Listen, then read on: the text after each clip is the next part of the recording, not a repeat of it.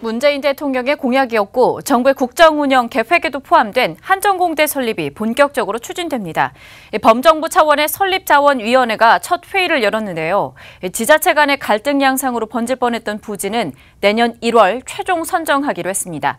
첫 회의장에 도혜민 기자가 다녀왔습니다. 네, 정부 서울청사입니다. 한전공대 설립지원위원회가 착수회의를 열었습니다. 한전공대는 에너지 산업을 국가 미래 전략 산업으로 키우기 위한 정책의 일환으로 문재인 대통령의 공약이기도 합니다. 하지만 일부에선 한전공대의 필요성에 대한 회의적인 시각이 여전한데요. 이를 의식한 듯 송재우 위원장은 회의에 앞서 한전공대의 필요성을 강조하면서 차질 없는 설립을 위해 최선을 다해야 한다고 말했습니다. 한전공대는 전남과 광주의 단순한 대학의 하나로 설립되는 것이 아니라 에너지라고 하는 게 아주 굉장한 미래 산업의 하나고 또 한국의 혁신 성장을 이끌어가는 주요 동력의 하나여서 이 부분을 국가적 차원에서 육성할 절실한 필요성이 있는 것이고요. 첫 회의에선 설립지원회의 구성과 운영, 그리고 한전공대 설립 추진 계획, 입지선정위원회 구성 등 입지선정 추진 절차 등에 대해 논의했습니다.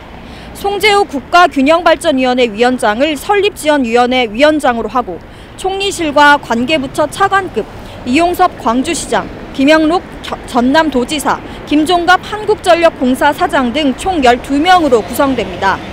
위원회는 앞으로 한전공대 설립 과정의 집행과 관련된 관계부처와 지자체 간 조율을 담당하게 됩니다. 한국전력은 오는 2022년 3월 부분 개교를 목표로 하는 설립 계획을 보고했습니다. 융복합적 에너지 연구와 창업 중심 클러스터 모델형으로 정원 1000명 수준의 대학원 중심 대학을 표방합니다. 가장 관심이 모인 한전공대 부지 문제도 논의됐습니다. 앞서 갈등을 빚던 광주광역시와 전라남도가 한국전력의 부지 결정을 맡기기로 하면서 속도를 낼 수 있게 됐습니다.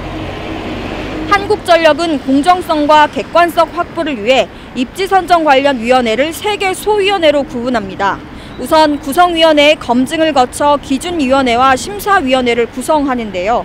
복수의 후보지를 기준위원회가 정한 평가 기준에 따라 심사위원회가 서면, 현장 실사 등을 통해 부지를 선정하게 되는 겁니다.